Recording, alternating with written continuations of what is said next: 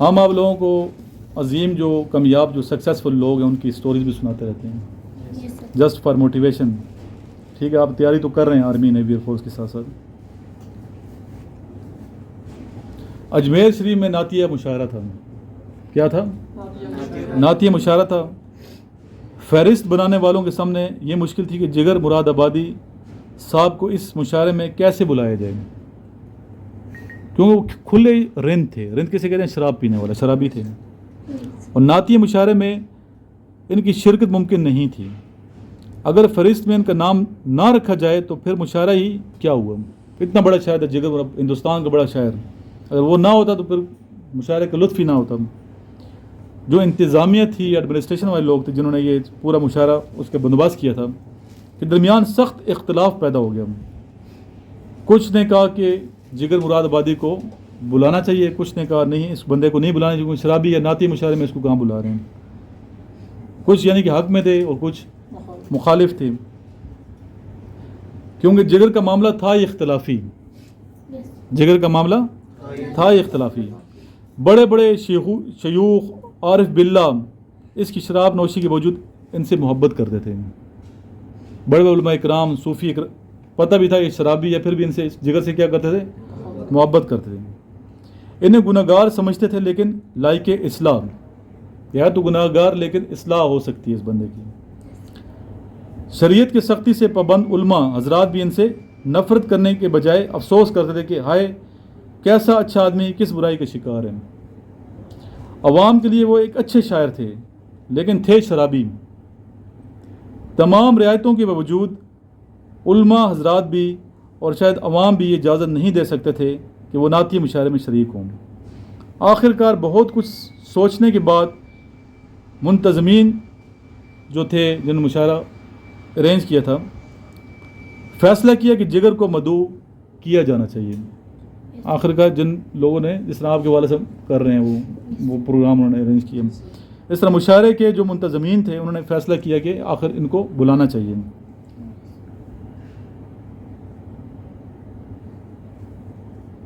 اور یہ فیصلہ بڑا جرأت مندانہ تھا کہ جگر کی عظمت کا اس سے بڑا اعتراف نہیں ہو سکتا تھا کہ جگر کو مدعو کیا گیا تو وہ سر سے پاؤں تک کام گئے.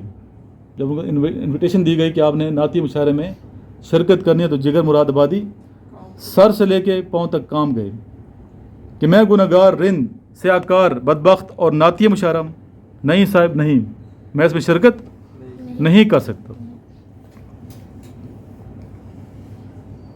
ابھی وہ منتظمین مزید پریشان ہو گئے کہ پہلے تو ہم بحث کر رہے بلانا چاہیے, ابھی جب بلایا تو آ ہی نہیں رہے جگر مراد آبادی. کیوں جگر یہ سمجھتے تھے کہ میں اتنا سیاکار گناہ گار کیسے نعتیہ مشاعرے میں شرکت کروں, میں اس قابل نہیں ہوں کہ نعت پڑھوں.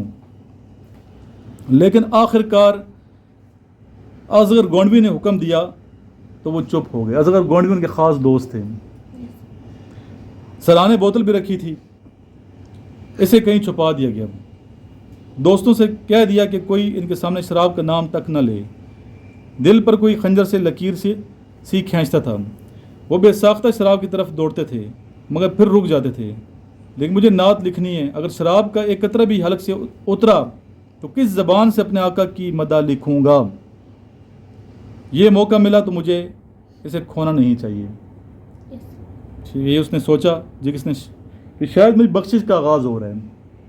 جگر نے کیا سوچا کہ شاید میری بخشش کا آغاز ہو رہا ہے, شاید اسی بہانے میری اصلاح ہو جائے, شاید مجھ پر اس کملی والے کا کرم ہو جائے, شاید خدا کو مجھ پر ترس آ جائے. ایک دن گزرا, 2 دن گزرے, وہ سخت اذیت میں تھے. نعت کے مضمون سوچتے تھے اور غزل کہنے لگتے تھے. سوچتے کیا تھے؟ نعت کے, اور لکھتے کیا تھے؟ غزل. سوچتے رہے, لکھتے رہے, کاٹتے رہے, لکھی ہوئی کاٹ کر کے تھکتے رہے. آخر ایک دن نعت کا مطلع ہو گیا, پھر ایک شعر ہوا, پھر تو جیسے بارش انوار ہو گئی. نعت مکمل ہوئی تو انہوں نے سجدہ شکر ادا کیا. مشاعرے کے لیے اس طرح روانہ ہوئے جیسے حج کو جا رہے ہوں. کونین کی دولت ان کے پاس تھی, جیسے آج انہیں شہرت کی سدرۃ المنتہا تک پہنچنا ہو. انہوں نے کئی دن سے شراب نہیں پی تھی لیکن حلق خشک نہیں تھا. یعنی کہ حلق پھر بھی آپ کا خشک نہیں تھا. इधर तो ये हाल था कि दूसरी तरफ मुशारा गाह के बाहर और शहर के चौराहों पर एहतजाजी पोस्टर लग गए थे। पूरी शहर में एहतजाजी, आप पता जुनूनी लोग अभी भी हैं, उस वक्त भी थे जुनूनी कि इस बंदे को किधर बुला रहे हैं। एहतजाज लोग ने शुरू कर दिया अवाम ने कि एक शराबी से नात क्यों पढ़वाई जा रही है। लोग गुस्से में थे, बिखरे हुए थे। अंदेशा था कि जिगर साहब को कोई नुकसान ना पहुंच जाए। ये खतरा भी था कि लोग स्टेशन पर जमा होकर नारेबाजी ना करें। इन हालात को देखते हुए मुंतजमीन ने जिगर की आमद को खुफिया रखा था। वो कई दिन पहले अजमेर शरीफ पहुंच चुके थे, जबकि लोग समझ रहे थे कि मुशारे वाले दिन आएंगे। जिगर अपने खिलाफ होने वाली इन कार्रवाइयों को खुद देख रहे थे और मुस्कुरा रहे थे। कहाँ फिर ये मस्ती, कहाँ ऐसी हस्ती, कहाँ फिर ये मस्ती, कहाँ ऐसी हस्ती, जिगर की जिगर तक ही है मेख्वारियाँ। आखिर मुशारे की रात आ गई। आखिर का क्या, मुशारे की रात आ गई। जिगर को बड़ी हिफाजत के साथ मुशारे में पहुंचा दिया गया। स्टेज से आवाज़ उभरी, रईसुल मुतगज़्ज़लीन, आपका लक़ब था रईसुल मुतगज़्ज़लीन, यानी तमाम गज़लों के रईस, हज़रत जिगर मुरादाबादी। इस ऐलान के साथ ही एक शोर बुलंद हुआ।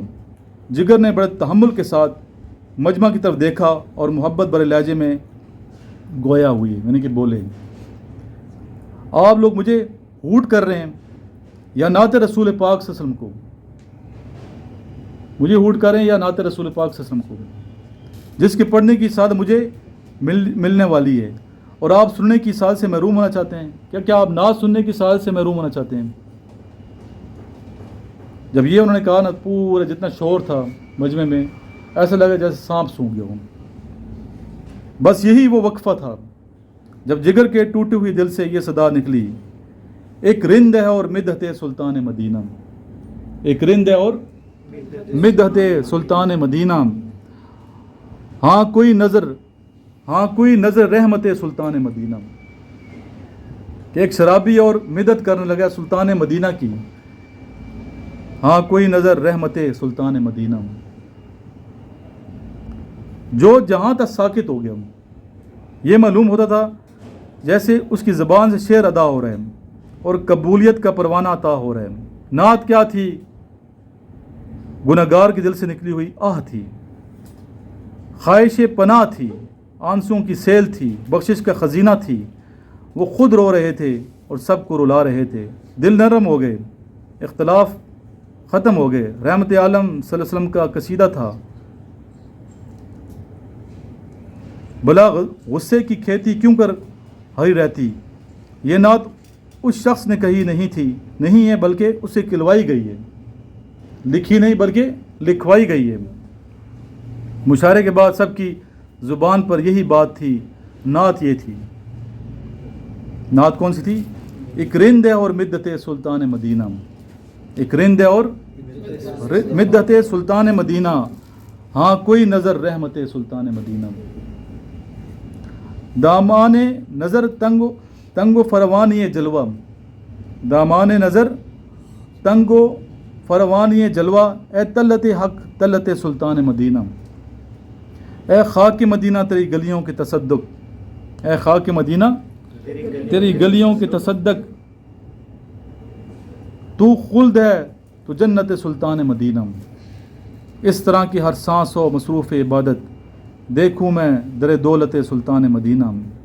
एक नंगे हमें इश्क भी है मुंतज़र दीद, सदके तेरे ए सूरत सुल्तान मदीना। कौनैन का गम याद खुदा और शफ़ात, दौलत है यही दौलत सुल्तान मदीना। ज़ाहिर में गरीबुल गुरबा, फिर भी ये आलम शाहों से सिवा सितवत सुल्तान मदीना। इस उम्मत आसी से ना मुँह फेर खुदाया। आप खड़े हो जाओ बच्चे, ज़रा डाउन हो जाओ साइड पर। इस उम्मत आसी से ना मुँह फेर खुदाया, नाजुक है बहुत गैरत सुल्तान मदीना। कुछ हमको नहीं काम जिगर और किसी से, कुछ हमको नहीं काम जिगर और किसी से, काफ़ी है बस एक निस्बत सुल्तान मदीना। कैसी खूबसूरत। और इसके बाद जिगर ने सारी शराब छोड़ दी داڑھی رکھ لی, چہرے پہ نور ہی نور, لوگ ملتے کہتے نور کے جلوے کہاں سے آ رہے ہیں. بالکل لائف آپ کی چینج ہو گئی, نشے مجھے سارے ختم کرے. ان کی زندگی میں یہ نعت جو تھی انقلاب لائی. کوئی لمحہ ہوتا ہے کہنے کے پیچھے میں نے آپ ویڈیو بنائی, کچھ پتہ نہیں ہے کہ بندہ ابھی شراب پیتا ہے ایک دم اللہ کا ولی بن جائے گا. کسی کو برا بلا نہیں کہنا چاہیے, نہ گھٹیا سمجھیں کسی کو. اللہ کی شان ہے, اللہ تعالیٰ جس کو عزت دینا چاہے عزت سے نوازتا ہے. اور کوئی لمحہ ایسا ہوتا ہے قبولیت کا لمحہ ہوتا ہے, تو اس وقت جو بھی دعا مانگی جائے قبول ہوتی ہے. اس طرح ہمارے استاد محترم ہیں پروفیسر سہیل احمد سہیل صاحب, بہت بڑا نام ہے یونیورسٹی آف پشاور میں. میں خوش قسمت ہوں کہ سر میں اسٹوڈنٹ ہوں. سر نے بڑی اچھی اچھی غزلیں بھی لکھی ہیں, تو نعت بھی آپ نے لکھی. ایک نعت آپ کی میں پہلے بھی سنائی ہے, یہاں بھی سنانے لگا ہوں, لیکن آپ کو پسند, بڑے اچھی, مطلب اس کا لہجہ بھی اچھا ہے, لہجے والے شاعر ہیں. میرے پیمبر میرے محمد, میرے پیمبر میرے محمد صلی اللہ علیہ وسلم, نعت کا یہ عنوان ہے. میرے پیمبر میرے محمد, میرے پیمبر میرے محمد, میں کیا بتاؤں کہ بات تیرے, نہ جانے کن کن اذیتوں سے گزر چکا ہوں, نہ جانے کن کن اذیتوں سے گزر چکا ہوں. اندھیر رستے اداس گلیاں اجاڑ موسم, نقوش کتنے بدل چکے ہیں. اندھیر رستے اداس گلیاں اجاڑ موسم, نقوش کتنے بدل چکے ہیں, کہ جیسے سارے حسین مناظر لہو کے سانچے میں ڈل چکے ہوں, کہ جیسے سارے حسین مناظر لہو کے سانچے میں ڈل چکے ہوں. ہر ایک لمحے ہر ایک عنصر پہ مجھ کو ماضی کی وحشتوں کا گما رہا ہے, کہ جیسے اب تک میں شہر طائف کے پتھروں سے گزر رہا ہوں, کہ جیسے اب تک میں شہر طائف کے پتھروں سے گزر رہا ہوں. اور اہل مکہ نے مجھ کو میری صداقتوں کا صلہ دیا ہے, اور اہل مکہ نے مجھ کو میری صداقتوں کا صلہ دیا ہے. یہ ہجرتوں کی اداس موسم زمین جامع سمیٹتا ہوں, تو ایسا لگتا ہے جیسے ماضی کی خاص ساعت نے اپنے معنی بدل دی ہوں. تو ایسے لگتا ہے جیسے ماضی کی خاص ساعت نے اپنے معنی بدل دیے ہوں. تمام نسلوں نے کوفیوں کے لباس چہرے سجا لیے ہیں, تمام نسلوں نے کوفیوں کے لباس چہرے سجا لیے ہیں. تمام وعدے تمام رشتے محبتوں کے بکھر چکے ہیں, تمام وعدے تمام رشتے محبتوں کے بکھر چکے ہیں. میرے پیمبر میرے محمد, ہمیں بتائیں کہ اگلی ہجرت کہاں کی ہوگی, کہ اگلی ہجرت کہاں کی ہوگی. ایسے خوبصورت لہجے کے شاعر آج کے رسول ڈاکٹر سہیل احمد سہیل صاحب. اور اس طرح کی سر کو میں نے آج فون بھی کیا, آپ کے سامنے کال کی تھی. میں نے کہا سر آپ کا انٹرویو ہم لیں گے, یونیورسٹی پشاور میں آؤں گا تو انشاءاللہ وہاں آپ کا انٹرویو لیا جائے گا. ڈاکٹر نذیر تبسم صاحب ہمارے استاد محترم ہیں, ان کا بھی میں نے انٹرویو لیا. آپ نے بڑی اچھی نعتیں لکھی, اور یہ توفیق کی بات ہے, عشق توفیق ہے, گناہ نہیں. یعنی کہ عشق مصطفیٰ سے توفیق ہے, جس سے اللہ توفیق دے. تو اللہ تعالیٰ سے دعا ہماری یہی ہونی چاہیے کہ رسول اکرم صلی اللہ علیہ وسلم کی سچی محبت عقیدت کے ساتھ جئیں. جتنی سانسوں میں ہیں ہماری زندگی میں سانسیں ہیں بقایا, تو ان سانسوں کو ہم نے رسول اکرم صلی اللہ علیہ وسلم کی محبت کی خوشبو سے معطر کرنا ہے. اور نبی پاک صلی اللہ علیہ وسلم کا جو نور ہے نا, جو آپ سے کی محبت ہے, آپ کی محبت کا نور ہے, اس کو ہم نے عام کرنا ہے. اپنے اندر بھی انقلاب ایسی ہے گا, ورنہ اگر رسول اکرم صلی اللہ علیہ وسلم اٹیچمنٹ نہیں ہے تو انقلاب نہیں لایا جا سکتا. یہ سارے باقی فلسفے ہیں, کہانیاں, انقلاب آ رہے ہیں, انقلاب ایسے نہیں آئے گا جب تک ہم صحیح معنوں میں رسول اکرم صلی اللہ علیہ وسلم غلام نہیں بن جاتے. انقلاب تبھی اسلام کی وجہ سے انقلاب آئے گا. دین اسلام اور رسول اکرم صلی اللہ علیہ وسلم کی سیرت کو فالو کر کے انقلاب لائے جا سکتے ہیں, ورنہ یہ سارے ناچ گانے ڈانس ڈرامے کریں انقلاب نہیں آتے, وہ عذاب آتے ہیں. پھر یاد رکھیے گا, جو قومیں ناچ گانے اور یہ چیزیں کر کے محرم نامحرم اس کا احساس نہ ہو, وہاں انقلاب آتا ہے. کہ وہ انقلاب کوئی اور تباہی والا انقلاب ہوگا. صحیح انقلاب لائیں تو ہمیں دین اسلام پہ چلنا ہوگا. اگر آج بھی ہم رسول اکرم صلی اللہ علیہ وسلم کی ذات پہ عمل کریں, آپ کی سیرت پہ عمل کریں, قرآن شریف کی تعلیمات پہ عمل کریں, رسول اکرم صلی اللہ علیہ وسلم کے فرمودات پہ عمل کریں, تو انقلاب لایا جا سکتا ہے. اور یہ تو اسلامی ملک ہے ہمارا, اسلامی جمہوریہ پاکستان ہے. اس اسلامی جمہوریہ پاکستان میں اللہ کا کلمہ جو ہے ہمیشہ بلند رہے گا, اور رسول اکرم کی محبت کو ہمارے سینوں سے آپ ختم نہیں کر سکتے, چاہے اس کا تعلق کسی بھی پارٹی سے ہے. لاس میں درود شریف پڑھیں.